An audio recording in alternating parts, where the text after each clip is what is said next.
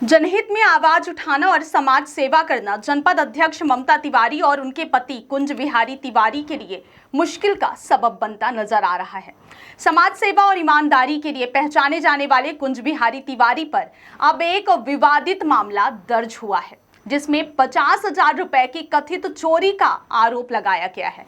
चौंकाने वाली बात यह है कि जिस व्यक्ति पर चोरी का आरोप है, उसी कुंज बिहारी तिवारी ने थाना परिसर में टाइल्स लगवाने, रिकॉर्ड रूम का निर्माण कराने और एयर कंडीशन दान करने जैसे समाज सेवी कार्य किए हैं। इसके अतिरिक्त कोविड महामारी के दौरान उन्होंने अपने खर्च पर सामुदायिक स्वास्थ्य केंद्र में कूलर और कोविड रूम का निर्माण कराया था। स्थानीय नागरिकों का कहना है कि कुंज बिहारी तिवारी जनहित के मुद्दों पर हमेशा मुखर रहे हैं, जिससे भ्रष्ट और असामाजिक तत्वों को उनकी ईमानदारी नागवार गुजर रही थी। अब उनके खिलाफ यह कथित चोरी का आरोप उन्हीं की छवि धूमिल करने और दबाव बनाने का प्रयास है। बताया जा रहा है कि बिना ठोस जांच के ही मामला दर्ज कर लिया गया, जिससे पुलिस की भूमिका पर भी सवाल खड़े हो रहे हैं। ममता तिवारी ने इस मामले को लेकर गुरुवार को कलेक्टर से मुलाकात की और ज्ञापन सौंपते हुए निष्पक्ष जांच की मांग की। जनपद अध्यक्ष ममता तिवारी ने कहा कि यह केवल कुंज बिहारी तिवारी पर हमला नहीं, बल्कि समाज सेवा की भावना और ईमानदार लोगों के हौसले को कुचलने का प्रयास है। प्रशासन को चाहिए कि ऐसे झूठे आरोपों के पीछे छिपे चेहरों को बेनकाब करे। मऊगंज के पुलिस अधीक्षक ने पूरे मामले को गंभीरता से लेते हुए निष्पक्ष जांच का भरोसा दिलाया। अब यह देखना दिलचस्प होगा कि क्या सच सामने आता है या फिर समाज सेवकों को अपने सम्मान और न्याय के लिए संघर्ष करते रहना पड़ेगा। यह मामला न सिर्फ एक व्यक्तिगत लड़ाई है, बल्कि पूरे समाज के लिए एक चेतावनी है कि क्या आज के दौर में ईमानदारी और जनसेवा करना अपराध बनता जा रहा है। आज आप ज्ञापन देने आई हैं इधर, क्या स्थिति है, किस कारण से आई? कल जनपद पंचायत नई गढ़ी में कुछ हमारे हस्बैंड के ऊपर, माननीय कुंज बिहारी तिवारी जी के ऊपर गलत आरोप FIR दर्ज हुई है, जिसके कारण मैं आज यहाँ कलेक्ट्रेट आई हुई हूँ, क्योंकि गलत रूप से कुंज बिहारी जी के ऊपर FIR दर्ज हुई है और साथ ही साथ उनके ऊपर गलत आरोप लगाए गए हैं। मैं जनपद अध्यक्ष नई गढ़ी, उनकी मिसेज यहाँ आज कलेक्ट्रेट में आई हुई हूँ माननीय कलेक्टर महोदय को विज्ञापन देने और माननीय SP महोदय से विज्ञापन देने आई हुई हूँ कि इसकी निष्पक्ष जांच कराई जाए और इसमें सख्त से सख्त कार्रवाई की जाए और निष्पक्ष जांच कराई जाए, क्योंकि जो इंसान सबकी मदद करता है, आज उसके ऊपर ऐसे आरोप लगे हैं कि क्या वो चोरी कर सकता है। जितने अगस्त क्रांति के मंच के हमारे भाई उनके हैं, सभी साथ में आए हुए हैं और वो निरंतर प्रयास कर रहे हैं और देख रहे हैं कि हमारे भाई के ऊपर गलत झूठी आरोप लगाई गई है।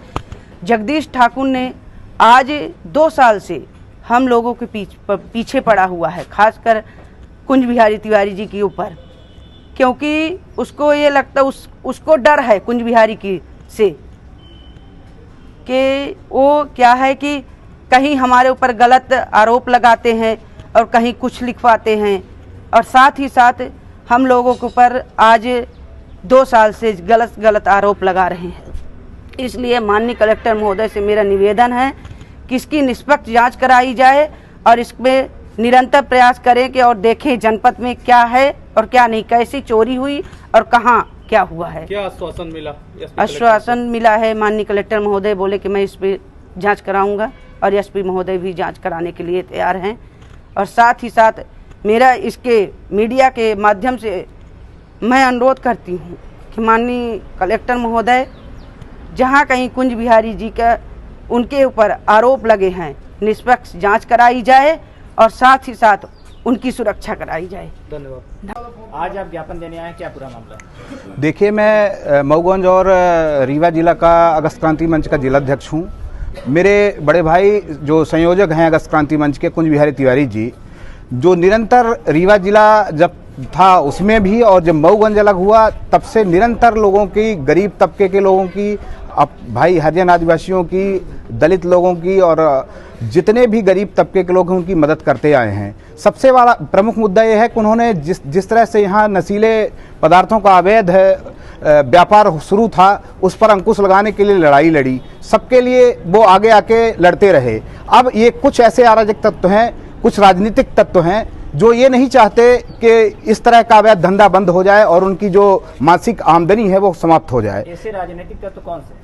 राजनीतिक तत्व देखिए खुल के नाम नहीं लिया जा सकता, लेकिन ऐसा प्रतीत हो रहा है कि कहीं न कहीं बहुत बड़े लोगों का हाथ है। हमें तो मैंने प्रतीत होता है कम से कम राजनीतिक विधायक लेवल के लोग हैं जो उनके पीछे पड़े हुए हैं।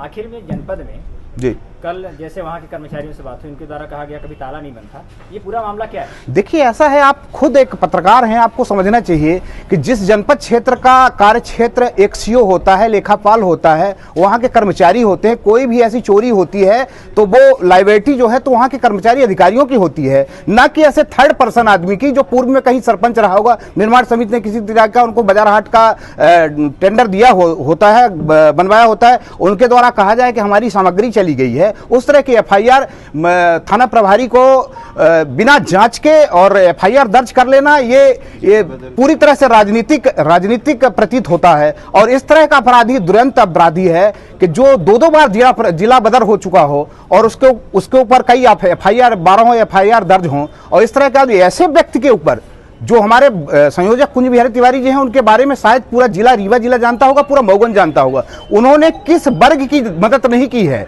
ऐसे अभी आपको कई उदाहरण बता देंगे, 4 लोग दब के मरे तो सबसे पहले कुंज बिहारी तिवारी जी गिरवारी जो है यही मऊगंज क्षेत्र के अंतर्गत है, वहां पर पहुंचे और 5 बजे उन 4 लोग बेचारे दब के मर गए थे, उनकी आवाज उठाई। एक पवन तिवारी जी हैं, उनकी आवाज उठाई। निरंतर गरीब तबके के लोग और हमारे ये युवा साथी हैं जो अगस्त क्रांति मंच के हैं, इनके लिए उन्हें निरंतर लोगों की मदद के लिए आगे आते रहे हैं। ऐसे व्यक्ति के ऊपर एफआईआर आरोप है जी कि वो जो लोग अधर्म कर रहे हैं, अन्याय कर रहे हैं, उनके खिलाफ लड़ रहे हैं, इसलिए ऐसी बिल्कुल मेरा कहना यह है कि जो ये पूरा तंत्र है, जो तंत्र है, इस तरह के तंत्र को बढ़ावा देना, शराब की अवैध तस्करी, गांजा की तस्करी और अवैध तरह से कोरेक्स की तस्करी, उस पर विराम न लग जाए, धंधा बंद न हो जाए। अगस्त क्रांति मंच के संयोजक हमारे भाई कुंज बिहारी तिवारी जी ने इस पर एक मुहिम छेड़ी हुई थी। लोग लगे हुए हैं कि उनके ऊपर कैसे किसी तरीके से फर्जी एफआईआर हो जाए और वो गिरफ्तार हो जाएं। क्या इसमें जो अवैध नशे का कारोबार करते हैं जी